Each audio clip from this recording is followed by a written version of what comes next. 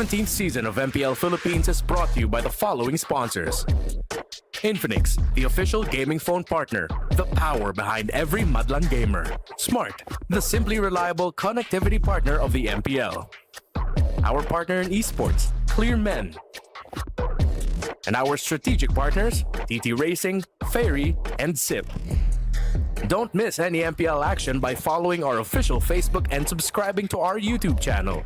Follow MPLPH on TikTok for more content. Experience the lakas ng Pinas of MPLPH Season 17 live at Victoria Sports Tower. Grab your tickets now via the official MPLPH website. MPL Philippines is monitored and supervised by the Games and Amusement Board.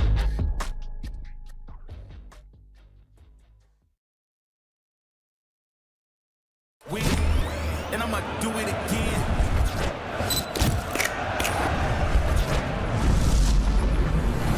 I can't take no loss. My team hold no L's, no. Aiming for the top, can't make it by myself. Hindi rin naman kami papayag na kaputol yung streak, pero di namin iniisip yung streak. Kahit sino kalaban, same lang yung preparation na ginagawa namin. Mainitinit na ang laban, pero gagawin kong best ko para maging cool at hindi magkamali. Natutuwa lang din ako kasi kahit pa paano napapansin na yung mga idea tsaka yung ginagawa ko. Tsaka kahit anong tawag sa akin, okay lang. Hindi ko hayaan may tumalo pa sa amin. Kaya kating-kating na ako madurog kayo. Para sa kalaban ko, durog ka sa akin mamaya.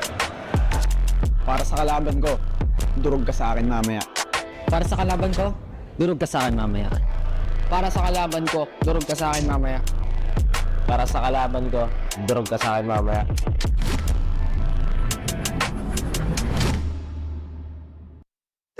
Teka.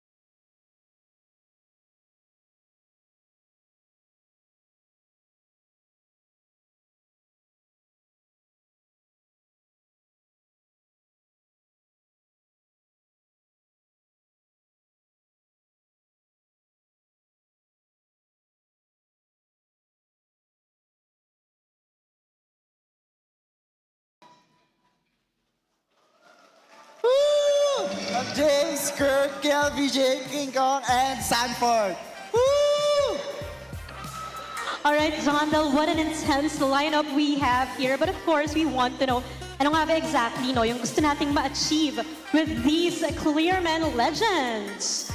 So, I'm happy to share that we're happy to introduce them to inspire this generation of gamers that us men, we really have different needs for our hair, and they're the ones to inspire us that when they perform at their best, it's because they have a clean scalp and they have healthy scalp because of Clear. So thank you guys, and looking forward to this partnership with all of you. Yes, thank you so much, John Del. And again, congratulations to our Clear Men Legends. Truly a clear and cool way to start, Denise. And speaking of simula, MPL Superfans, maganda! Dahil we're officially starting the second round of our regular season. Umpisa na ng bawian, our star match for today, ang epic rivalry between Aurora Gaming and Team Liquid Philippines. Pride points at bragging rights ang paglalabanan at makikita natin kung may makakaresbak ba or will history repeat itself. Abangan ang lahat ng yan dito lamang sa tahanan ng pinakamalalakas. Ito ang MPL Philippines Season 17. Palag na to!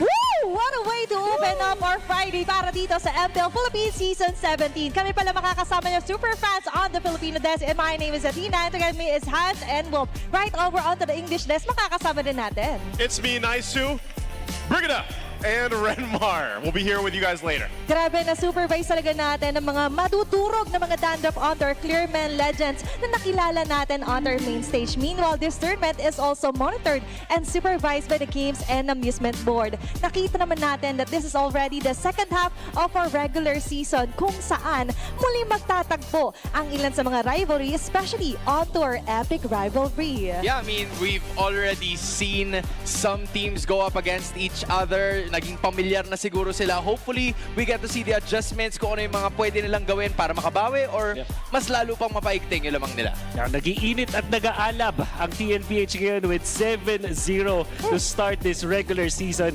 Habang yung TNC, parang sila naman yung nawalan ng apoy. Sila yung hindi nag-aalab ngayon with just 1-6. Well, this is their chance to rise the standings here, Wolf, I'd say, for TNC. But also, I think a lot of people want to know if Joshy Cakes was right last week when he mentioned that if TLPH ended up 7-0 in their first half of the regular season, he thinks and believes they'll go undefeated 14-0 for the regular season. Sakto naman onto the Joshua Takes ay maglalaro ngayon ang TLPH onto our first match laban sa Aurora. Nag-aalab na mga damdamin ng ating matutunghayan, lalo na't may mga streak din na binabantayan. You know, the second half of the season has always been the usher of things that we did not expect. Whether something happened with the patch or something happened with the teams, for some reason between week 4 and week 5, something shifts. I want to see if that shift shows up for teams like Twisted Minds, who, as we saw, are in the somewhat lower portion of the standings as they're going to be going up against one of the top 4 teams in the league right now, which is Onyx Philippines. Yeah, and to add to that, I believe there have been changes in terms of the lineup itself. So that's one thing we might want to see, whether or not it will actually be immediately shown to us. But this is a massive change if we're talking about change. And right on cue onto the change, no, para sa patch 2.1.67, i-walk through us with this for Wolf naman yung mga kaganapan. Yung sobrang interesting kasi yung pagkakabalik ng Olus. Although hindi pa natin makikita this week, but it's important for teams to check it out. Pero sa ngayon, hindi pa natin talaga alam kung saan siya papasok sa meta. We've tried this hero, hindi pa siya ganun kalakas. At baka hindi tayo din matuwa na makita siya dito sa MPL. Whereas when it comes to the buffs, grabe yung Harith ngayon. I think it's really the hero that you have to look at. Yeah, like, was Harith not busted enough? What's up? And then they even adjusted Starlium Scythe where you get the passive effect much quicker. So it's definitely good for heroes who love casting skills and have strong basic attacks. People are going to be looking for Julian, and people are going to be looking for Nathan, who, despite being under the nerf column, because of the adjustment to Starlium Scythe, weirdly enough, it feels like a big little buff for him. Dominance Ice as well is something that you have to keep your eyes on, as the range of its passive effects, not only the one where it increases its own physical and magical defense, but also the Life Bane passive it has. It now encapsulates a bigger region around the hero with Dominance Ice. At kung around din naman na pag-uusapan, the Marcel is also a note hero na kailangan nating i-watch out for. Na yun naman sa first match natin, our star match is going to be the epic rivalry ng Aurora laban sa TLPH. Talk to us, kasi nung first half ay tila ba Game 3 yung nangyari doon? Yeah, I mean, it was honestly something na in-expect natin na magpupunta talaga tayo dun sa Game 3 na sinasabi mo. But one thing that a lot of people didn't expect was how stable these guys have been. From the start up until to this point, gaya nga ng sinabi ni Wolf, they're still undefeated. At masusukat sila ngayon kung ganun pa rin ba ang kanilang kahihinatnan pagkatapos ng second half. Mahabang discussion to. Pero natutuwa lang ako kasi ito yung niline up nating tunnel. Actually, Redmar was also part of the tunnel when we talked about the 4 horsemen and how impactful itong apat. Tignan nyo naman, 72.94% win rate. Masasabi natin, baka itong apat lang na to mismo, mas mataas pa dun sa win rate ng kadalasan sa mga naglalaro sa MLBB. And that's, I think also it goes back to, I think for season 12, 76% match win rate for the 4 horsemen. So that's just how strong they are and why they're such a force to be reckoned with right now currently in season 17. Yep. Individually, if you were to look at them this season, they are leading in total match or game MVPs. Yeah. So that's for the 4 of them. I think aside from Carl, who's tied with someone, I think it's Kyle. But other than that, you know, this is why they are the 4 horsemen. Samantala, ito yung hindi tied up. Actually, for our epic paybacks naman, naalala nyo, for last season, that was a 15-match win streak na natapos ng TLPH sa Grand Finals, Renmar. Oh yeah, I was trying to count. It's like 15 wins. How is that possible? Oh yeah, that also includes the matches in the playoffs. So now, will Aurora flip the script, look at the win streak of Team Liquid Philippines this season and say, maybe it's our turn to snap some streaks? At ilan sa mga yan ay makakapag-snap back ba dito sila Edward and Demon Kite, and taking a closer look din. So far onto the stats, Wolf, nakita naman natin yung 4 horsemen, grabe din talaga yung naging chemistry. But for Aurora, grabe din yung naging chemistry nila in terms of the numbers. It was, this is a very interesting stat kasi kapag nananalo at nagdo-dominate ang Aurora, napakahirap nilang talunan. Not only with the season, pero if you recall sa previous season, look at this, average gold lead of 9,800. I think nakita rin natin na yung highest gold lead pa na ginawa nila was up against Team Liquid during week 1.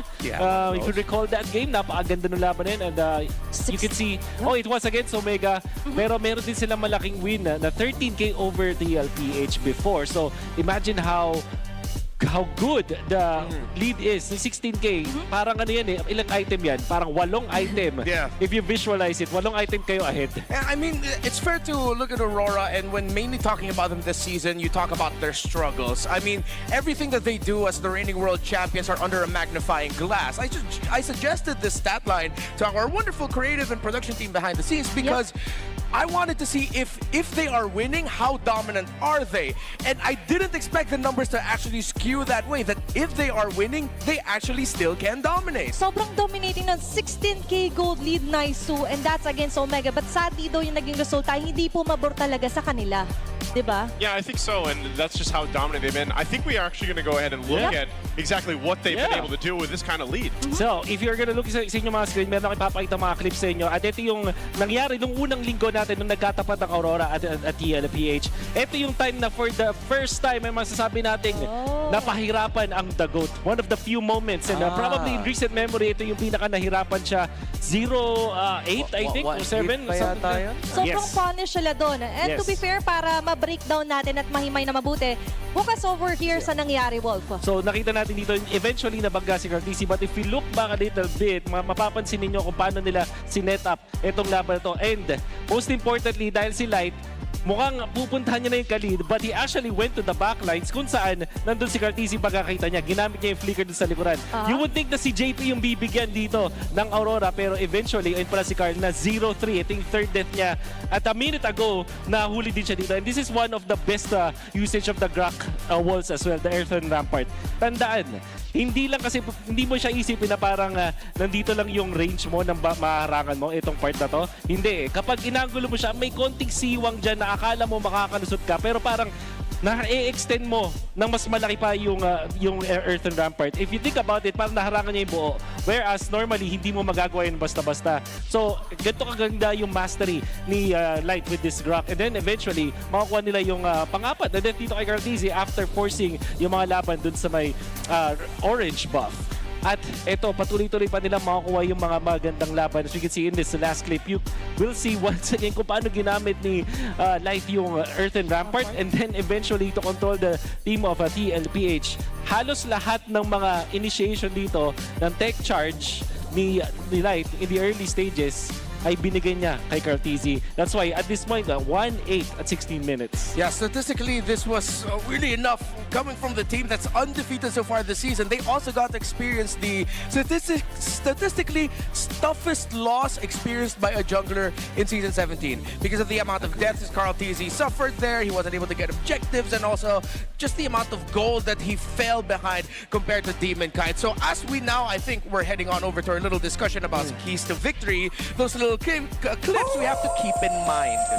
Okay, before all of that, ito, keep in mind muna natin ang ating Infinix keys to victory. Yeah, para sa Aurora, they have to force TLPH to play greedy by the draft. So, dahil pag pumili dito ang TLPH ng mga heroes na sobrang kailangan ng farm, nakikita natin na bumabagal ang TLPH. It's not easy though to force TLPH into this spot. But I think hindi na dapat tingnan to ng Aurora na may kailangan silang target bans or something like that. Kailangan talaga i-disenyo nila, i-lead nila ang TLPH para mag-draft ng kakaiba. Like yung nigawa nila with the Hayabusa. And also, they can outpace TLPH when it comes to understanding the draft after the patch. Hindi ko na-mention dito pero dahil historically speaking ang TLPH at yung mga members nila, nagsastruggle kapag bago yung patch. Yeah, so for Team Liquid Philippines, they have to watch out for the Harith and any other magic damage type users that would benefit from the Starlium Scythe and just in general the new patch heroes, the adjustments to them. Aurora might have something up in that bag of tricks. Now also for the second point, you have to bolster river control with fast mid-duo movements. As we saw in the last one, if Light and Yue can move fast, then that's good for Aurora. We think of them as a template team, but the faster they can set their positions for that template, the better they are. And so far, nakita naman natin na pwede nga ito makatulong sa kala under Infinix keys to victory. Yung patch talaga natin ang pinaka-inonote natin dito, especially for our junglers nga, especially dun sa pagkabuhay din ng mga green caps and as well as sa mga buffs dito. Yeah. And for our members of Where, para sa mga super fans, kung ready na rin kayo i-level up yung game nyo at yung grades nyo, the best students don't just study hard, they study smart. That is right. Meet the Infinix XPad 30E, the first true education tablet in the Philippines. It features an 11-inch FHD plus big screen, an AI tutor on tap, and over 120,000 free courses. It's time to make learning easier and a whole lot more fun. Yan yung ginamit ko rin sa pag-analyze kanina. So get your Infinix XPad 30E, your easy learning smart body. Sobrang gana talaga to, especially onto a very crucial matchup nga dito sa epic rivalry ng Aurora laban sa Team Liquid Philippines. Tingnan natin kung may maninibago ba pagdating sa mga patch natin as we throw it over and welcome our teams for epic rivalry sa unang laban ng second half. It's Aurora laban sa Team Liquid Philippines. Undefeated sa first leg ng regular season 17, Team Liquid Philippines. Liquid have wiped out the M7 World Champions. Sa tingin ko yung difference nung week 1, may mga mistakes kami na hindi na namin naulitin sa paparating na laban. Medyo surprising kasi galing silang champion and hindi ko na-expect na nasa baba sila ng standings. And for Aurora Gaming, ending this leg 1 of season 17 with a win. Napaka-importante nito para sa kanila. Nakapag-adjust kami ngayon and lalo na nakakuha kami ng momentum against AP brand. This is my time to break. This is my time to rise. Take a piece of that cake. Makasabay po sa kanya. Hindi naman po nakapag-pressure kasi easy is the pressure. Actually, si Carl mas lamang sa execution and confidence in game. Pero kaya-kaya namin sumambal. tingin ko yung lamang ko lang kay Demonkite, yung experience ko tsaka yung shot calling siguro. Goat X Fish. Mapipressure lang ako, ba't ko kailangan patunayan yun? Yung lamang ko, slightly, match, ganyan. Hindi ko sinasabing lamang siya, lamang ako. Yung lamang niya, ayoko sabihin kasi baka i-maximize niya. Pinapanalo ko lang lahat ng kaya kong panalo.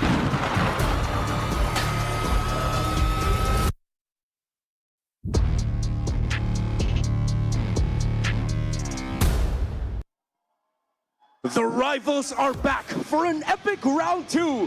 This is the star match of the day brought to you by Smart, starting with Rora Gaming Philippines. The most decorated EXP laner in history, Mr. Consistent Edward!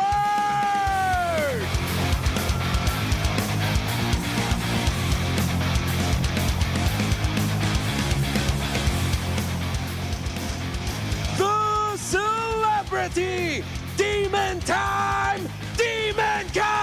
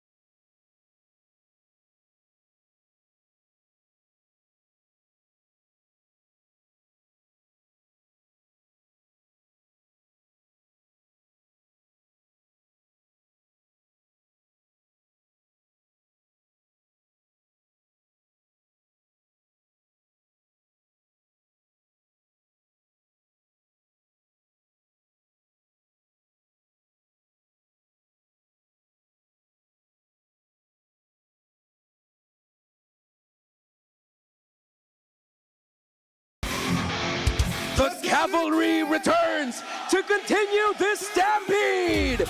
The apex predator, the initiator, the one and only duel, Raging Sanford!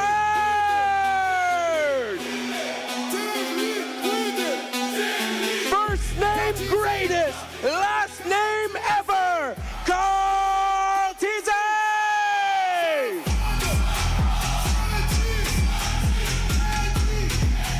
cold, calculated, lone stallion, the chef, Sanji!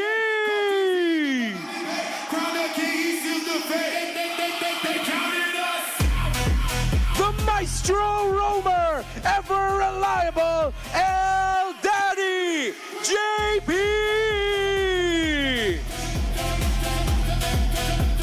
Look who's ready, he's deadly, steady, Teddy!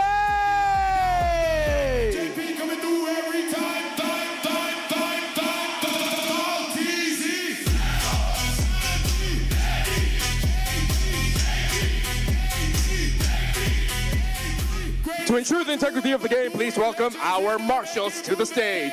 Miko, Chico, Dojin, and Joshua G. And our head referee is the Job Master, Sent. The head coaches are Coach Master of the Basics and Coach Aeon. MPL Super Fans, welcome to Week 5! Ito ang Epic Rivalry!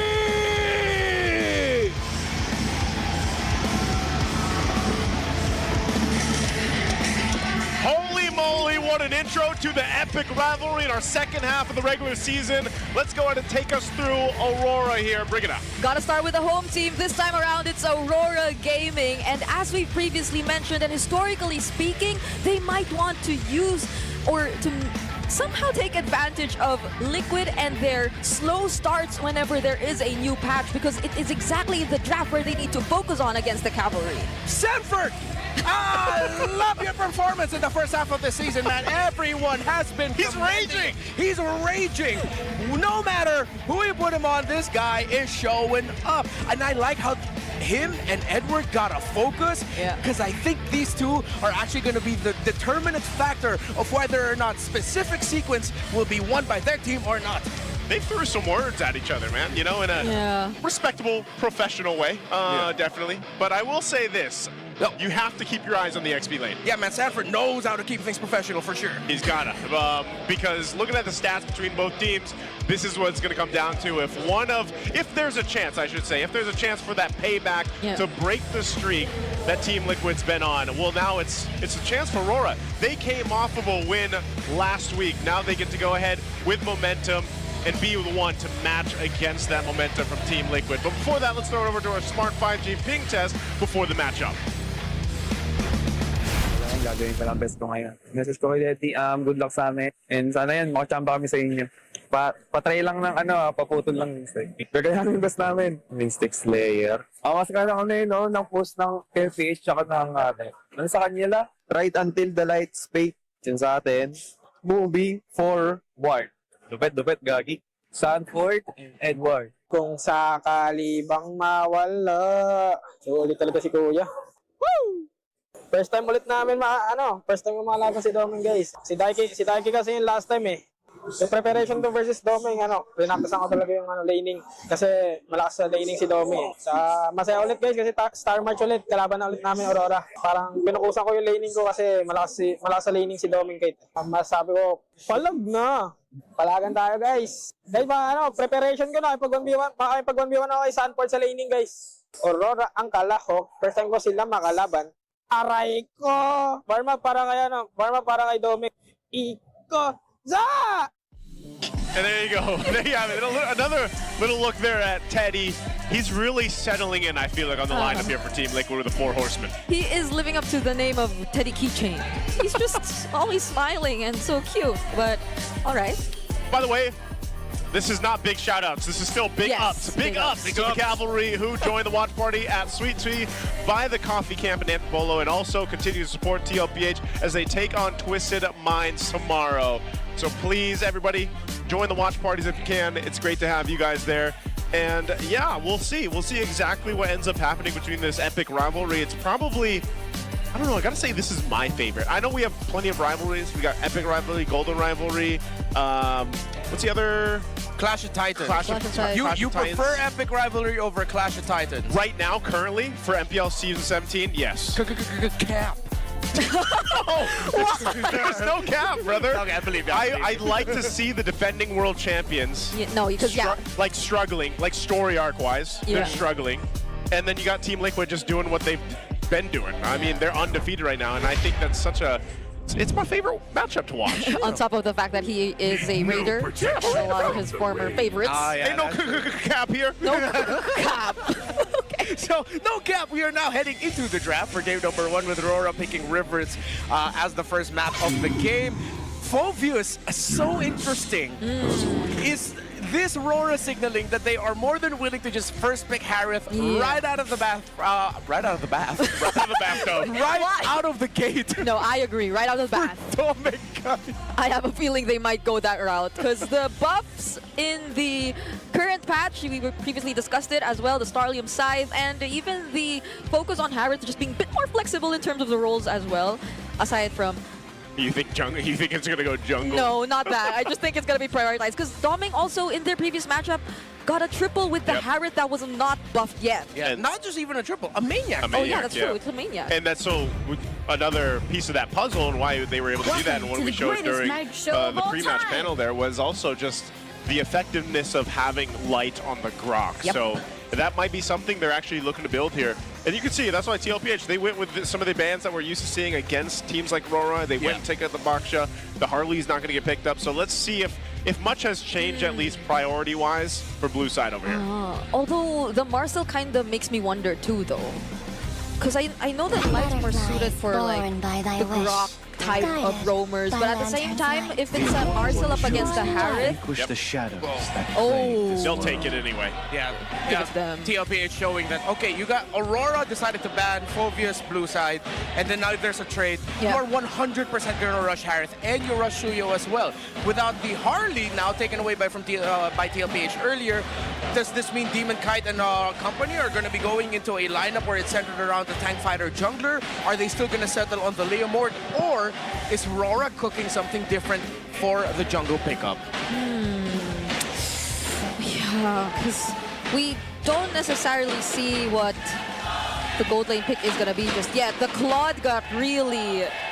I'd say maybe not really, but it was nerfed to an extent. So they go switch things up and go for the Granger. Okay. Compared to the Leomord. So Ranger was in an interesting position last week. Yeah. And maybe even the week before, like week 3. He wasn't picked much. I think at that time, maybe 4 times. Didn't get that many wins, struggled a bit, but now he's starting to come back into these picks for the gold laners. Now I'm wondering if JP's gonna finally pick the Kalea. He's the only player, or only roamer this season who has yet to actually pick the Kalea. Surprising, I know. Usually it's banned out, but lately they've been leaning more towards the Gatot-Kachas, the Hyluses of the world, which is now a question. Will Aurora ban out those heroes? Because if not only Light can play the Grok, JP can play the Grok as well. And you might not want to pick it up against the Valentina either. Yeah. Because you'll give a tech charge to Team Liquid as well. So it's been a great sequence so far for Liquid, also prioritizing the Valentina. Now, I think it's the EXP laners that we might look at. We got the Arlo the Fove, Rora respected the Uranus that Sanford showed up with, the Brave Smite Uranus. You still have the Alices and Clues of the world online. Lapu Lapu if they want to go for the damage of the set. Although he's somewhat fallen out of rotation a little bit, he's still definitely an option you can go for. I could recall Edward on the Lapu playing it a bit more slower compared to the kind of gameplay we're used to seeing from Mr. Consistent. And that's apart from the fact that Sanji too, once he gets a hold of the Bravest Fighter, is very aggressive in his use of that. Yeah. So they might be willing to let that go. Okay, well, let's see what they end up doing. We still got a couple bans to get through here. They're honing in on the XP lane, but there is going to be a Kalea ban. So the Kalea ban comes through. We aren't going to see that pop up. Now for this last choice of Rora, let's see what they end up targeting. They could go for probably go for a Roma as well. Hey, what's that picture out there, by the way? That looks familiar.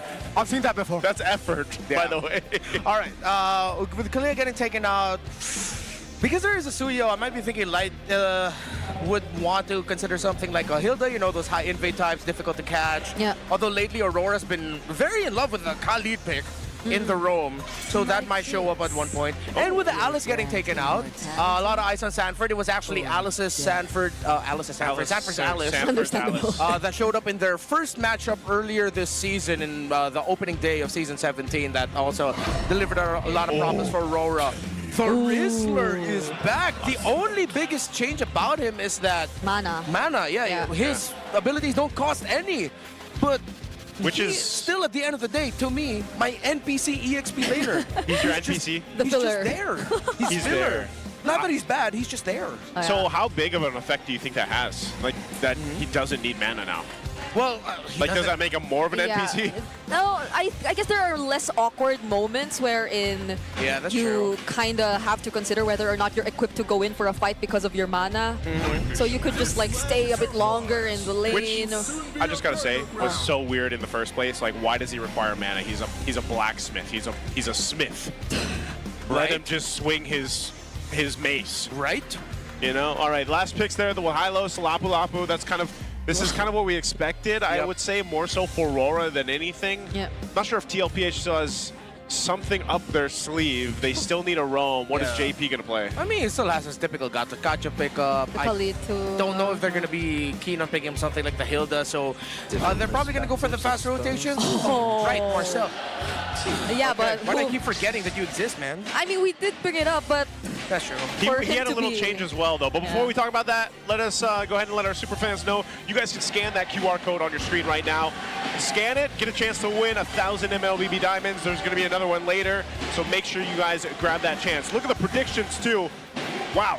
It's heavily favored for Team Liquid Philippines, 76%. That is, again, their win rate right now with the 4 Horsemen since Season 12. Coincidence? I don't know. But let's look here at the breakdown once more for both the teams before we head into this epic rivalry best of 3 for Game 1. That's heavily in favor as far as the index goes for Rora.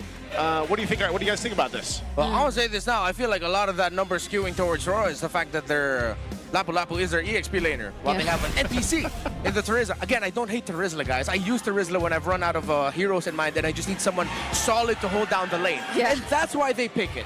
They just need someone who can hold lane. That Aurora probably will not look out to invade and force Aurora in other parts of the map. With this Marcel picked up, lots of questions though.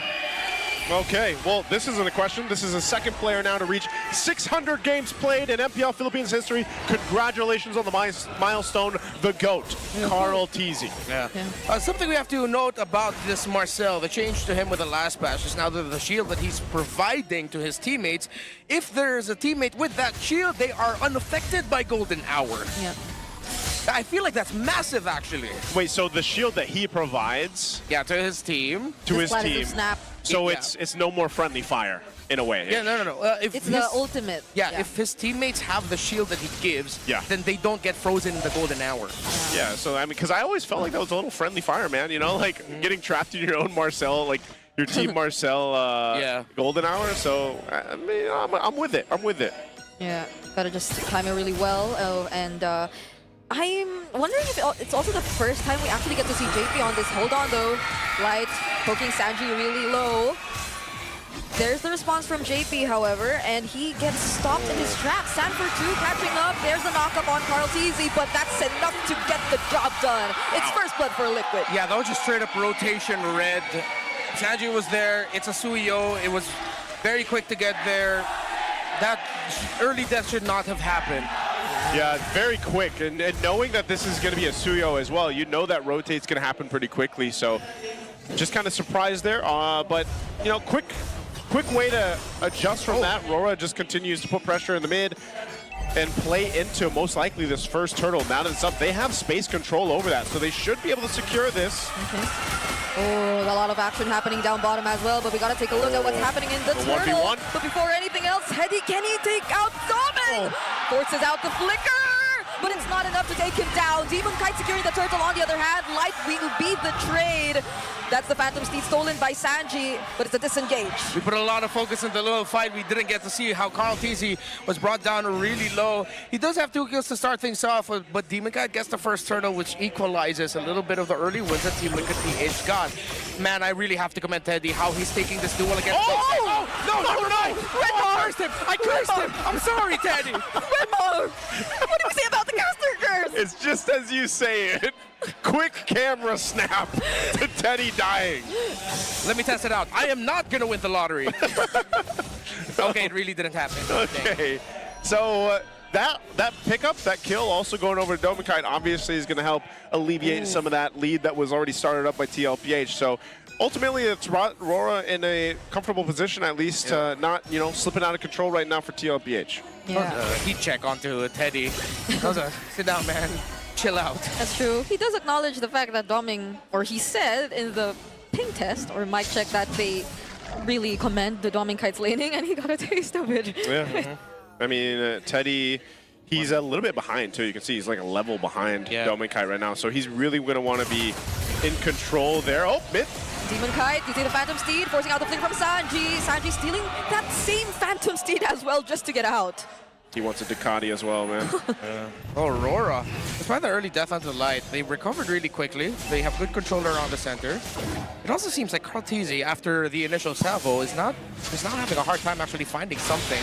He'll be able to help cut in the XP lane, get some experience just a little bit there, helping out Sanford. So now Sanford's going to rotate out of the map. Rora are doing a good job keeping things unpredictable for Liquid. Yeah, for a rotation that does not really keep going for the invades or involving the EXP lane, because we haven't really seen Edward get out of his lane as much just yet. Yeah. This is probably the first time. Speaking of first item prio, Edward already has the War Axe. Sanford already built that as well, but he has a leather jerkin, so just a little bit more tankiness for this Terizla. Yeah, not to mention his passive as well will help him, so that's something they want to go ahead and keep note of. Turtle's still being fought for around the space while Carl gets his purple, but they're going to be forcing a fight anyway. Yeah, Edward's looking for Carl, but he's getting bursted down. That's Teddy also joining in the fight, still alive though. That's going to be the last hit. Sanford takes the final blow, jumps in as well as Carl Tlph secures the turtle. Crimson Beacon out for Yue, but Team Liquid, they want to chase, but Rora are playing it safe. Yeah, straight up pressure win, but JP now continues to add the pressure onto the orange side as Carl Tlph is also here. Both junglers use Retribution though, so they're just doing this for the delay as Liquid will be able to shatter the tower in mid. Big win for the Cavalry. And here we go, big win for the GOAT. Second player to reach 10,000 minutes played in MPL Philippines history. He's just hitting milestones in this game already. Again, Carl Tizzi, the GOAT for a reason, one of the most decorated and long-standing legends here in the MPL Philippines. And, you know, he's been showing us in game 1, too. This is a more, I guess, steady in a way Suyo game that you're going to see. But they started out hot. They knew that Rora fought back. But, okay, JP. Okay, gets stunned. Oh, Teddy shows up, though. Uses his Avan Force even right under the turret. And he gets to find the kill on TENGKYU. Wow, Teddy, I think he wanted that one. Oh, man, he wanted that smoke. And he got it.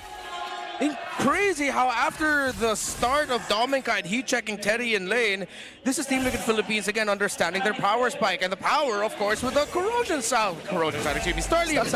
side. With Crisis, the passive of that item now proccing every 1.5 seconds, meaning that you have quicker access to a little bit of passive true damage with every basic attack after a skill. Which built into a Harith is pretty deadly, and that's why we will be seeing a lot more Harith, I feel like, in the second half of the regular season than we did. You know, it did pop up in the first half, but maybe more so now. Mid lane, getting some focus here. They'll go ahead and check things out, but this Turtle's going to be up last one of the game here shortly. And positioning is really favoring Team Liquid. Not just that, but also itemization at this point. I mean, think how quickly they built themselves up, almost a 4,500 gold lead. Yeah. This Turtle is for the taking for them. We'll see if Rora decides to fight it out. Oh yeah, they do. Yue going in with the Crimson Beacon, and there's the Glorious Pathway as well, but Light is somehow already half HP. Stanford gets knocked up, not using the penalty zone just yet, but he doesn't have to. Light's already taken out. Demon Kite secures the Turtle, and that might be all that they want, but Liquid are going for the chase! A flicker penalty zone to capture them, and that's 3 members down for Aurora. Carl Tizzi tried to chase down Demon Kite under the tower, but Carl couldn't finish him off. Trigger discipline onto Sanford to save that penalty zone flicker for the chase. He was brought down low very early into the fight, but he held on. Body of Smith, the power of this Terizla. Again, guys, I'm not a Terizla hater, y'all. I'm just saying, it takes a while, but once it's there, it's great. It's one of those things where, you know, a penalty zone can change the course of a team fight, or you can just catch people trying to get away and disengage. And that's how it was used in the previous fight by Sanford. So just a great usage of that flicker combo. I think at one point, Carl Tizzi actually hit level 12 before Demon Kite hit level 9 during that fight. So he was 3 levels up to DK, while Rora decided to just go for the fight in the heroes because they know, despite the lead that Liquid has, they still have the damage to deal with it. They just couldn't finish off the really tanky Terizla that was in front of them.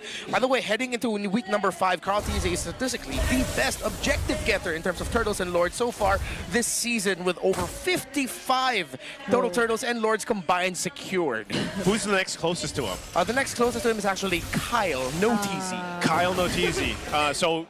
And what is he at, like 50? He's got to be close, right? Actually below 50. He's at upper 40s. Upper 40s. Okay, so that's just how far right now Carl Tizzi is in terms of securing objectives throughout Team Liquid's reign in the first half of the season. Wait, no, I'm sorry. It's just 2. My math was wrong. That's okay. So it's like 56 Carl, 54 Kyle. I see. Yeah. So it's only 2 difference. Yeah, it's only 2 difference. Yeah, but it's literally the reason why you should not allow him to get close. I understand why Aurora are so desperate to not let him within retribution range. Yeah. And I believe since Turtle 1, that's what they've been trying to do, but there's just no stopping Liquid once they're already together. Who's got that?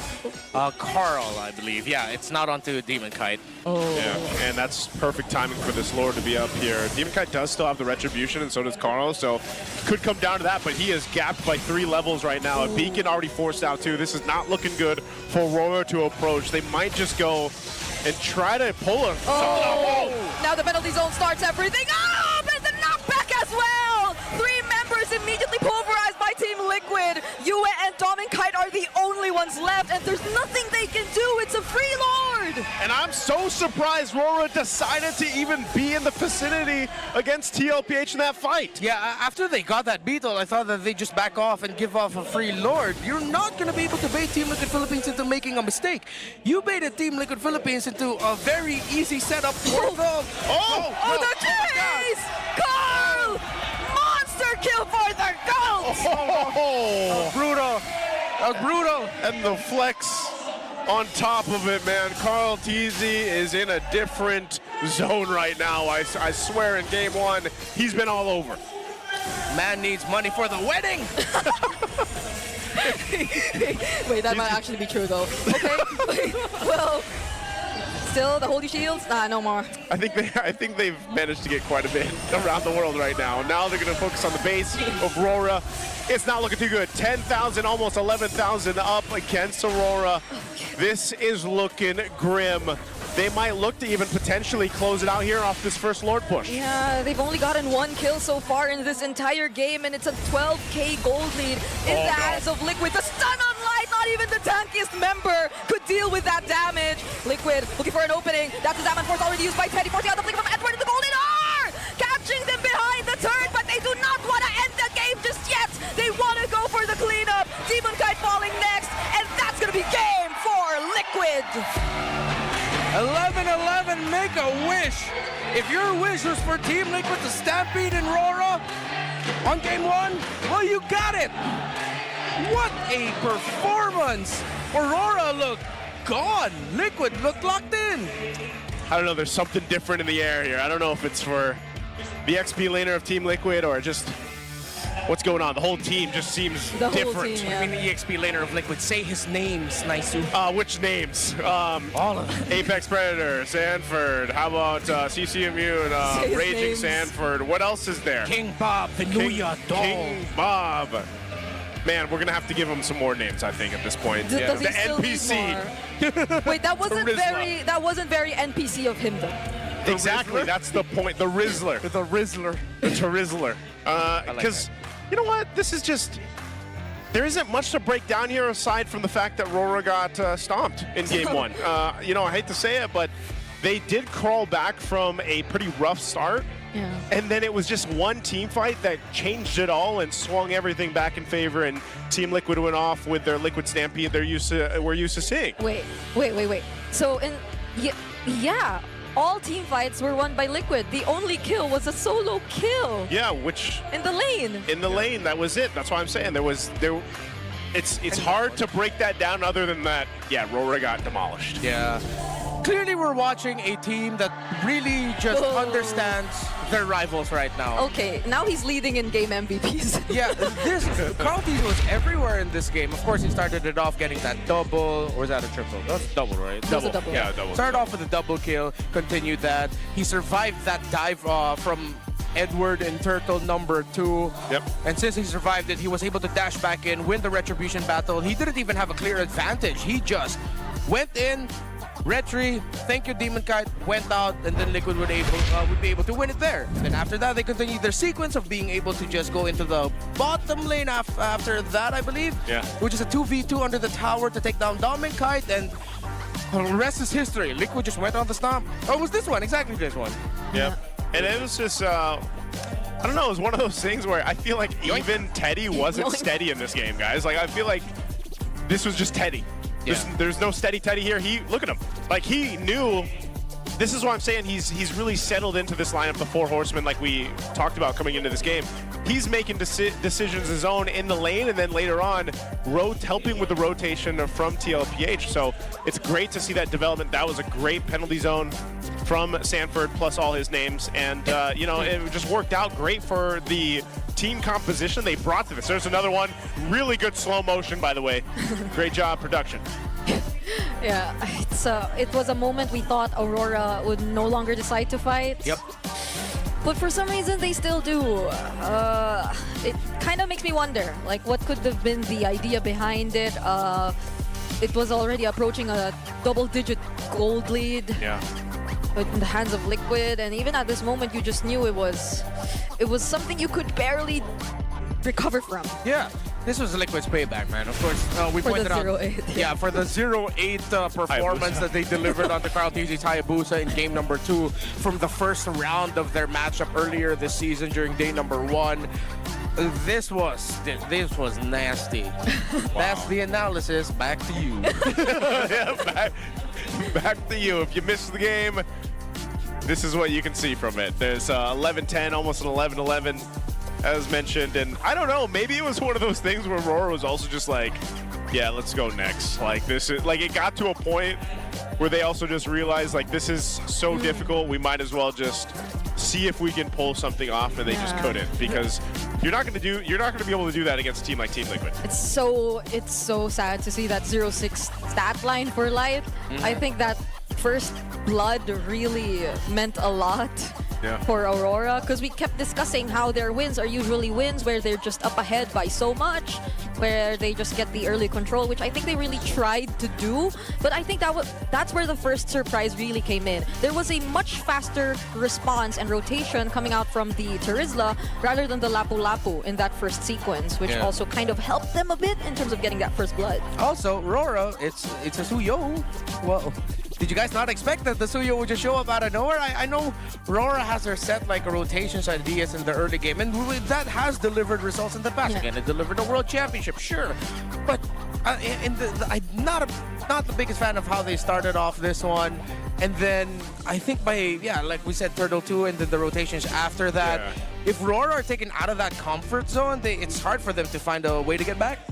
That's why I think they have to adapt. But you guys can also adapt with us. You can level up in gaming and in life. The Infinix Note 60 Pro is here. It's a Snapdragon-powered beast with a flagship feel that's shattering every benchmark in its priced segment. And it's more than just its specs. This is the ultimate outdoor cinema device with a 6.78-inch 144Hz AMOLED display. Plus, you get to have fun with the Active Matrix display. How's that for a mobile device? Stronger performance, more premium feel, and more fun. Like NICU. This is the Note 60 Pro. You do note. Wait, what? You do note. You do note. You do note. That's a play on you do note. Oh, okay. Right? Big ups. Yeah, big ups. And to dominate the land of Dawn, you need a connection that never lets you guys down. From scouting rotations to tracking the pros, stay online and in that zone. Power up with Smart Power All 99. Get 10 gigabytes of data for MLBB and your favorite apps, plus unlimited FB, calls, and texts. Share every GG moment with Smart, the simply reliable partner of the MPL. And there you go. This is, by the way, very nice. That's it. This is very nice. I got to check this out, and I got to check that Smart Power All 99 out, because imagine you put those two together. Oh. Boom. You're dominating. You're dominating. You're never going to lose. You're always just going to win. You're going to win all time. That's what I like to see, because also our audience is packed here like every single day, as you guys can see on the cameras out there. What better Smart Power pose to do than the GOAT right here? Point at the camera. Point at the camera. Point at the camera. Just, lock it in. Get a chance to go ahead and win. There's plenty of people out there. Damn. This is Wait, I did not hear anything, okay? You did not hear anything, okay? Yeah, that's not the right pose. Okay. There, that's close. Okay, that's close, that's close. That's close right there. Are you the winner? All right, who else we got? They even got the jacket. Shout out to Shy. Shout out to Shy. She's here again. She's here again, huh? Oh, it's a face-off. Oh, it's a face-off. Oh, congratulations. You won already. You're good. Oh, she's still posing. Yeah. She still got it. Okay, also, you saw it in the opening scene, guys. We've got a whole bunch of clear men legends, but super fans that men are 5 times more prone to dandruff. Don't let flakes ruin that focus. Whoa. Whoa. Well, look at the clear man is right now. Yeah. Yeah. That's got a solid head of hair. Yeah. Okay. Tell him, Brigitte, you can power up. You can power up. You can power up with Clear Men, sir. Its triple cooling power gives you 100% dandruff-free hair for that ultimate fresh feeling. So please supercharge with Clear. Why did I say please? Because you want them to supercharge. Okay. It's the most respectful ad read I've ever heard. Please supercharge with Clear. There we go. Okay. Congratulations to our Smart Power Pros winner and also the Clear Men winner there. Yeah, it's so interesting now. We got, was it 5? It was 5 guys, the legends. Clear. The Clear legends. Yeah. Clear head, no. Clear just Clear Men. Legend. Yeah, yeah. just Clear I hosted the press con earlier. So Oh, you did? Yeah, dude, they got like customized Clear MPL jackets. Oh, yeah. A whole duffel bag of stuff I did not see, but it looked heavy. And then even more clear. Okay, well, let's go ahead and make this one clear. Let's go ahead and look. This is the debate online about who's the GOAT XP laner. We've got Sanford, Edward, Flap. We're gonna let you go first. Okay, you mean read the read the caption. So they say Sanford's silent but deadly. Okay. Edward's crazy in terms of consistency. Okay. Flap, no, it's crazy. Continue. Okay. Flap's aggressive. Like, Flap is just aggressive. Flap is aggressive. He's aggressive. Yeah. He's aggressive. Yeah, it's not crazy. The Halimao is Monstrous. He's a monster. He's a monster at consistency? Is that right? He has crazy. He's a monster. Yeah. He's in terms of consistency. He's monstrously consistent. He's monstrously consistent. Okay. Is that the most accurate one? Yeah. How would you guys react to this? Oh man, I think I'd definitely have to go with. I'd go with Sanford. I'd go with the heart. Okay, so the heart react. Yeah. Okay. How about you, Redmar? Because of lately performances and results, yeah, I might have to go for Sanford. I'm also gonna heart that. All right, Brigida, how about you? Yeah, we might have to be on the same page for this one. Unanimous? Unanimous. So you would heart it as I well? would also have to heart, based on what we are seeing, especially in Season 17. Yeah, So, that's really what we're focused on.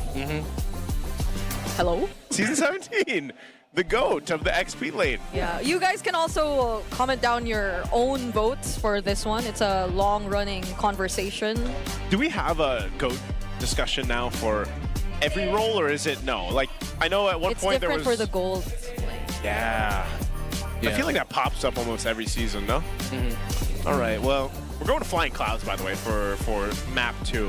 Which makes me a little worried for Rora if they end up getting down as fast as they did, but we'll see. Flying Clouds does kind of help defensively to keep himself in the game. Was it last season where Aurora and Flying Clouds did not have a good relationship with each other?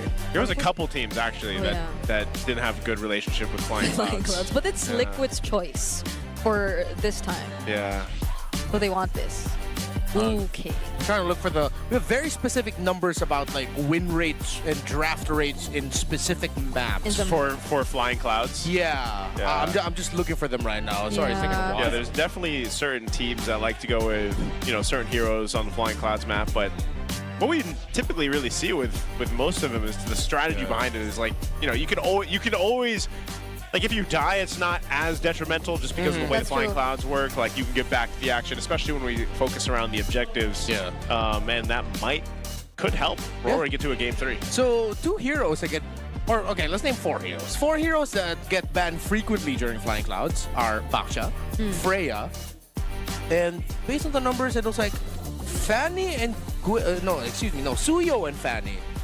So maybe we can watch out for those in terms of the heroes that are going to get banned out in the specific map. While the most picked, interestingly enough, are actually Claude, Eve, and Harley. Which makes sense for Claude and Harley with how fast that they can move around the map. Add Flying Clouds to that, they put a lot of pressure in the map. Yeah, and Aurora actually has a very low win rate when it comes to Flying Clouds because they're 1, 2, 3, 4, right? And they're like at 25%. Oh, but yeah, 4 matches. That's 1 in 4. That's only 4 matches. Not that bad. Interesting. Okay. It's been perfect for Liquid though. They're 7-0. In Flying Clouds. So this is them saying we're ending it now. And we're going to 8-0. That's what they're saying. I mean, yeah, there it is. 7-0 on Flying Clouds. Yeah, there it is. This is not looking, I mean, not the best map for Rora, but let's see what they do. We are going to see what Tlph decides to prioritize on the blue side this time around. I'm not sure if the bans are going to change too much. You can see this time around, they will actually ban out a Guinevere, though. Tlph still sticking with the Baksha. Among the planes exists the equilibrium. All right, we've got an Eve and a Jushin, so some mid lane focus here too from Rora. Yeah, 3 of the heroes that we mentioned as the top banned earlier get banned right in the first phase. Which, okay, with Team Liquid Philippines taking out 2 heroes with strong dive or really don't care about any formation, it would make sense if Liquid, if it was open, they would rush to pick the Eve, maybe even over a Jushin. So Rora decides to ban it here. Oh wait, no, Jushin was banned out. So the Eve would have been a really great first pick here for Team Liquid. Question now is Tlph still going to first pick the Claude, or has the re-addition of mana for Claude actually changed the priorities for the hero? My gut feeling says maybe not.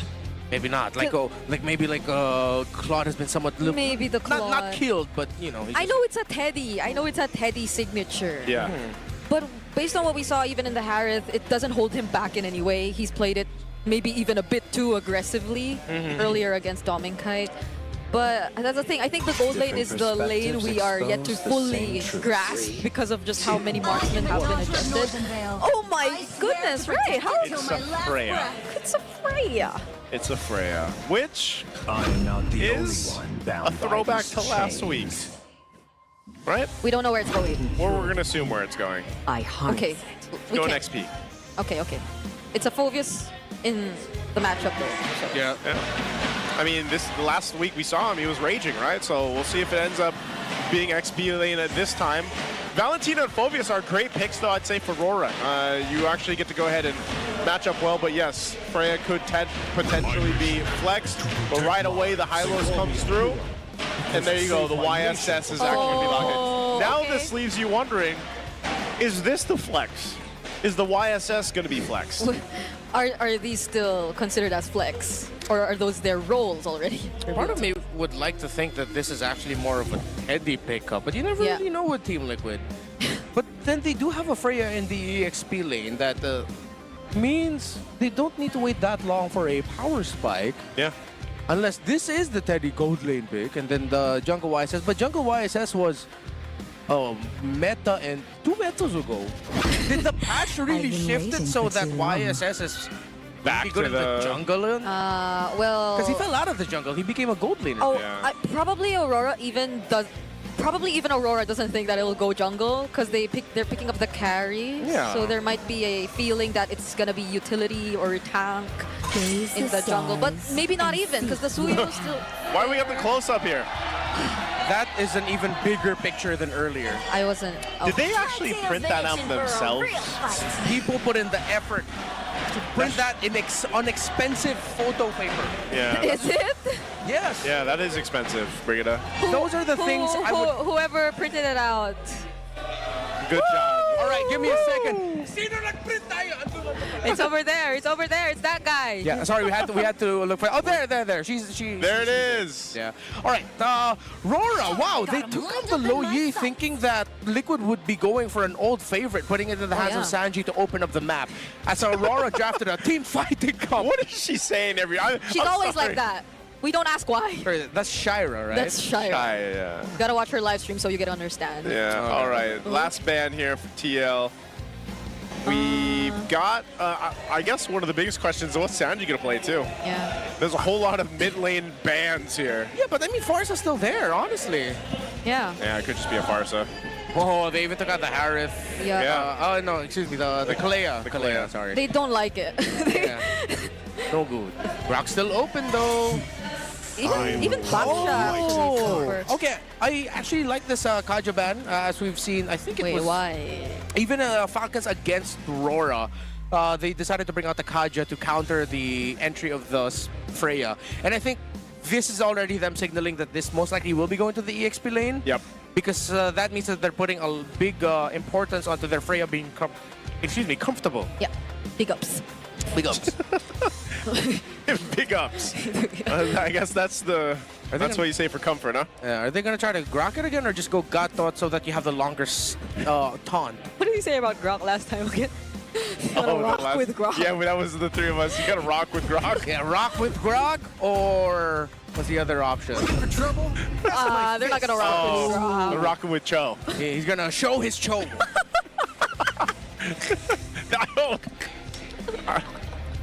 We'll rock with that. We're gonna rock with that, man. Show the Cho. Okay. Liquid. There's gotta be something else. Yeah, there's nothing better. Go with Cho. Go with Cho. That's better. I think they can still go Farsa here, honestly. Or, oh wait, no, Lilia would actually be really annoying for a carry and even the Valentina. Especially with the high lows. Yeah. Same. I don't know if you guys can actually hear the drums right next to us, but every single time it jump scares the desk here. Okay. Last picks that we expect for the Farsa. Last pick for this is going to be the Uranus. Ah, it's not. So is this Uranus jungle or is this YSS jungle? Or is it? Nah. Well, let's see. Okay, Sanford, it might actually be going to Uranus XP. The Harley still comes in for Demon Kite. Where's the shift gonna be? It is gonna be Carl. Yeah. What? Carl YSS against the Harley. They knew the Harley was open, and then they gold laned the Freya. 2 metas ago. Has Teddy played the Freya yet? I remember asking this the last time that we saw the Freya picked up. It went in the hands of Sanford. But now I'm wondering if we've actually seen Teddy play the Freya. No, he has not. He hasn't. It's all been marksman, right? Like traditional marksman, especially the Claude mostly. But so this is adaptability for TLPH. Now for Rora, on the other hand, I think this is also a much better lineup to go against this than what they had in game 1. Very single target focus though, beyond, I mean, the Fovis and Valentina. And we know the Jeet Kundo can affect an area as well. I think they're just playing fast, man. Going for picks. I can imagine the Flicker Dark Waves and the Jeet Kundos. Yeah, go with Cho. Let's see. Let's see. You guys let us know in the chat below if this is going to be a sweep for TLPH and they go 8-0, or are we going to see a game 3 upon us to open up week 5 here? Let's jump into the land of Dawn. It's game 2 between Team Liquid of Philippines and Aurora Gaming here, our epic rivalry. Okay, so one thing I'm going to be looking at is if harkening back to their matchup against Onyx Philippines last week, will it get to the point where somewhere in the mid-game, Rora's lineup will just have a difficulty taking down the SERANG? Now, there is a Harley for the side of Aurora, so that might be the thing. Carl TZ now packing the Marksman emblem talent. What's new about the Marksman emblem? Adaptive penetration. Now has adaptive penetration. It's doubled. Doubled from 5 to 10%. So what that means, ladies and gentlemen, if you've been watching for the past 4 weeks, it's not just going to be MP the King playing him. Yeah. So you're probably going to see it more. Okay. Oh, also, check out the lower thirds. Don't forget, MRS Season 15 semifinals, grand finals are coming. It starts tomorrow. I'll be there. So check it out. It wasn't Mrs. Yes, it's not Mrs. It's Magic Chess Rising. Who read it as Mrs.? Bring it on. No, I was not. Dude, what? Mrs. Season 5. Come check it out. Okay. I'll let them know. I'll give them the feedback, Rita. Good note there. No. Okay, going back to the game though, at least Aurora is being more careful now. They're playing it aggressive, but not in a sense that they're making mistakes. Yeah, they were poking down JP earlier. Carl is able to hit level 4 without an issue. So it's the High Loss and the Far Side just playing bodyguard for their side of the jungle. Now with Demon Kai level 4, Sanji and JP play a little bit back, and JP will be sticking close to this Far Side a lot because it's his quick momentary stun that could mess up Demon Kai's entry trying to pick off somebody. Yeah. I'm wondering how this matchup is too, with Teddy on the Freya here against a carry. I mean, before that used to be the thing. If there's going to be a Freya on the other side, you have to get the carry. It's one of the best in terms of dealing with the Freya in lane. Yeah. Got a slight north though. Okay, but Aurora are in control of the turtle, at least for now. US stealing away the Mountain Shocker, gets to stun Carl TZ before he gets close, and that's the flicker from Edward to not let him get close. Edward might get traded out here though, still gets to use the Infernal Pursuit, and Liquid are not going to find any kill. JP might just be the only casualty here, but even he gets to walk away. Wow, very interesting. No one died there, but yeah, Turtle going to the hands of Rora. Yeah, Sanji couldn't hit level 4 and could not join that fight. Oh, Light! Ooh! No one was there to protect him. That's first blood for Aurora. He showed his Cho. Showed his Cho. He got him. Yeah. Right as level 4 and the flicker were available. As I was saying earlier, Sanji was blocked off by Light, and Sanji, I think he decided to just stick around, see if he could get a bit more minions or focus onto Yue, and he paid for it. Oh. Got the magic? JP not looking good here. That's another kill over to Aurora. Demon Kite might not want to go for the kill. Carl TZ. Okay, 2-0 for Aurora. Much better start for Rora. This is exactly what the lineup needs to be able to do, and they're executing it on point.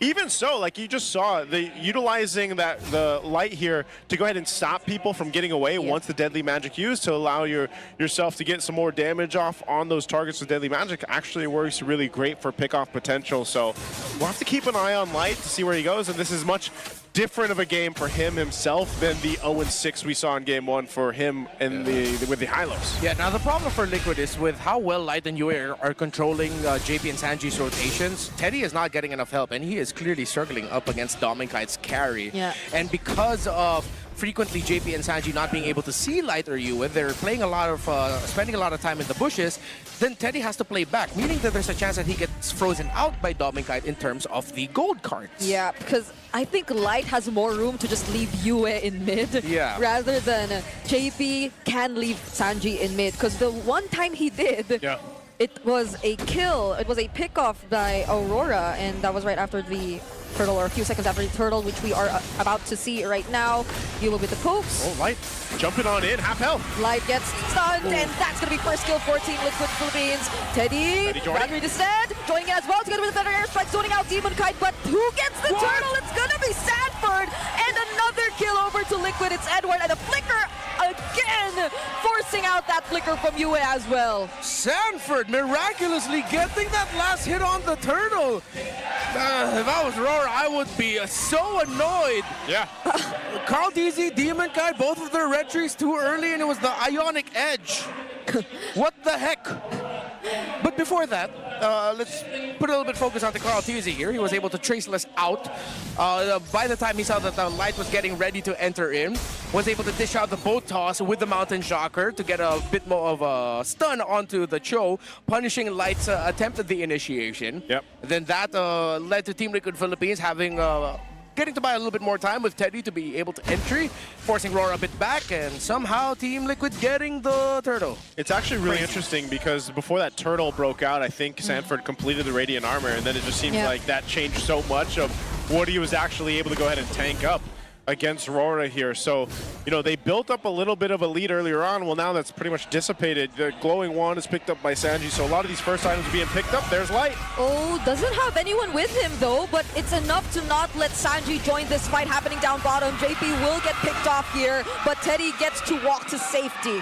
Yeah, it's a zone out. Sanji couldn't join and help in the bottom lane, and JP pays for it. Teddy loses his tower and is forced to go back, while Carl TZ will single-handedly push the one up top. No kick for Light, as he did use it onto Sanjay, so Sanford knows it. Yep, okay, so they're trading across the map. They won't let that go, but that was a great zoning by Light. Now, leading into this, look how much gold the Domin Kite has farmed up, and this is what Renmar was mentioning in the lane against Teddy's Freya. Domin Kite pretty much had free reign. He's now pretty much online, I would say, nearly to the second item. And then he's going to start to be a threat. Yes, he still needs that Trinity usually for the carries, but this is where we start to see the carry come into play. This is why they're all on this top side towards this turtle. Last one of the game. Fighting for space here. Let's see what ultimate UA is able to get, but Light's going to hunt down Sanji. Oh. Half health on the turtle. Not using the Purify just yet though, but Edward already going in with the Inferno pursues. Retribution won by Carl TZ, but Sanji gets picked off. Light too tanky, but he's finally taken down. Edward too, the only man left on the other side of the map as JP and Sanford go in for the zone. Sanford tanking in so much damage, but that's going to be a 1 for 2. Wow, great zone out by Sanford on that Uranus, stopping the response by Rora. And Carl TZ, yeah, YSS still good in the jungle. Oh, they're still going for it. UA gets taken out by Teddy, plus a turret for Liquid. Wow, that was layered so well to go ahead and get that turret. Flying Clouds once again to bring Light to this fight, but right now it looks like Team Liquid, oh no, they could be in trouble. Oh, great initiation from Aurora here, coupled with the Way of the Dragon. Sanford gets taken down, and that's a disengage. Oh my goodness, Demon Kite finds Sanji too! Okay, just as Team Liquid Philippines get big wins, it's Aurora clapping back. Liquid overstaying. Well, Sanji didn't overstay, he just got caught out there by Demon Kite. But Sanford and Teddy, what were you guys doing in the mid? Yeah, Why was that happening? That's why I was really interested after that tier 1 turret, why they decided to go ahead and stay there. So Sanji is just having a really difficult time on the Farsa. But again, remember, a lot of the bans were towards Sanji to be able to pick up. This Farsa is still one of his better options to go ahead and take. Purify will be back up here shortly. Carl TZ. Okay, there was Sanford on the other side. Okay, the flicker for Demon Kite cannot escape this. You can't escape Sanford. They might have to re-engage here. Whoa. That's an L-shaped, glorious pathway, both from Aurora and Team Liquid, but they're going for the chase. Aurora do not want to fight, though. That was just great teamwork by Sanford and Carl. Good read. And then they now continue with the orange buff. Gets last hit by Carl. Whoa. Yeah, he grabbed that. So we're seeing a YSS in the jungle work once again, but it's in the hands of the GOAT. So we'll see if we see it more from our other teams here in MPL Philippines. But Tlph set themselves up for a little bit of an advantage to lead in this Lord now that it's up. But let's look at Rora, what they're potentially able to do here. There is good damage coming through from Domin Kite and UA, especially, again, whatever UA decides to take for an ultimate. Most of the time it's been the Feathered Airstrike. It pairs really well with the game plan here from Rora. So TL still has to really respect what Rora can throw at them. They are going to go ahead and start this Lord up. Well, Rora gets some position. We got to keep an eye on Demonkite as well. But Light has been the guy forcing himself to have this start happen here. So half health now, Lord being held by Sanford. We'll see if Rora just goes for a pick. They could potentially just go for a numbers advantage.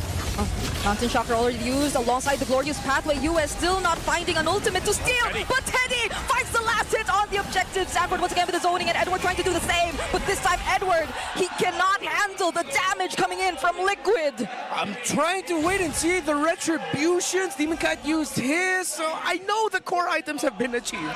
But okay, let's just assume Carl got, okay, he did get to use his retri. They're both at the same time. It just happened again. That somehow it was the non-junglers that got the last hit onto the major objectives. And it hurts even more now for Rora because that was the Lord and they lost bodies. This is going to be a lot of map coverage for Liquid. So they make a call to force Light and Dominic to hold onto that tower as much as possible. Oh, they're actually going to go ahead and take quite a bit down here of real estate on Rora's side of the map. Tier 2 turret up top falls. The Lord is making its way. Tier 2 in the mid is going to be the next to fall down as they lost the bottom as well. So they hold on to the base turrets. They're just going for the shields. That might be all TL gets unless they start something else. But it looks like it's going to be cleared out. Oh, Dominkite's damage is there. So they'll keep Team Liquid from taking down a base turret for now, but all the holy defense of the shields go down. So unfortunate to be in the spot of Rora right now. Much better compared to game number 1. More competitive and exciting game number 2. But 2 times, somehow it was the side laners of Liquid that got the last hit onto the major objective. It's honestly like a feels bad man moment for them. Yeah, it's something that you just don't expect to happen, but it did. And now Rora facing down a base defense here. Mid-turret looks to go down as TL will take it. And do they disengage? I don't think they want to put any more pressure on the base of Rora here. This was a great feathered airstrike from Yue, but it was not enough to really push Liquid out of that. They really wanted to take down that mid-base turret.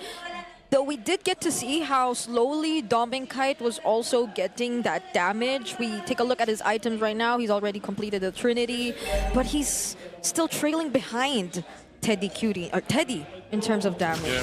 Oh no, Glorious Pathway dropped down again just to fight for this orange buff, and it is going to be taken from Demonkite. I don't know how many buffs Demonkite has had taken from him at this point, man. Tlph just knows how to go ahead and keep constant pressure on resources. Yeah, I actually know how much. How many? Not a lot. Not a lot. That's about as pinpoint as I was looking for, man. I got you. All right, gold distribution as well. Look at this between the XP laners. Not too much, but look at I mean, I guess the effect that Sanford has been able to have, other than just getting a Lord too. It's just him being more of the front line, the bulwark that he has to be for this lineup for Team Liquid. Edward can do the same on a Phobius, but whoa, it's just Lord. It's pretty difficult, man. And Yue, I feel like himself has been having a really tough time just trying to get into position, getting the ultimates that he's wanted. Yep. Rora trying to contest this will be desperate, but let's see. Oh no, YT's got to get out of there. They probably could not go for this anymore. Look at that. Even just the Glorious Pathway already denied them of an entry. Slows them down enough. You know, it's just, I would say that was almost better that they didn't actually push through with that, because that's what we were saying in the previous game. So I think Rora is better off going ahead and just defending the base, keeping it together. We'll see. They should be able to clear things out, I would say. And I don't know if this is one of those things that will be solved with Dominkite once he picks up another item or two. Maybe even the Malefic Gun we usually see with the carries, but I just feel like he can't get into the range he's looking for these fights, and you know, they're just not able to collapse. If Light's able to get a kickoff here, maybe it helps them stay in this game. We'll see. Lord's makes his way to the base. Oh my goodness, Yue already very low. Light trying to look for a kick. He does fight Carl though, but not in the angle that you want. And now he gets punished. Lord within the base. Liquid have already access, and they are not going to prolong this anymore. It's a sweep by the Cavalry in their rematch against Aurora. Undefeated. That's why they call them undisputed. They're racking up another season 8-0 to start off season 17. Cavalry are relentless. It's going to be a tough tough time to face off against a team like this. Team Liquid Philippines just showing us how good they are across the board. Even when they put heroes in the hands of players that you're not used to seeing them picked up, it still ends up working out. And again, 4 horsemen are there for a reason. We spoke about the stats leading into the matchup, and you can see exactly why you can always count on this squad. And now with Teddy into that place, he's been playing with them for weeks now, seems to fit right in. And I don't know what it's going to take, honestly, for one of the teams here to take the streak that Team Liquid has developed already over 5 weeks now. 8-0.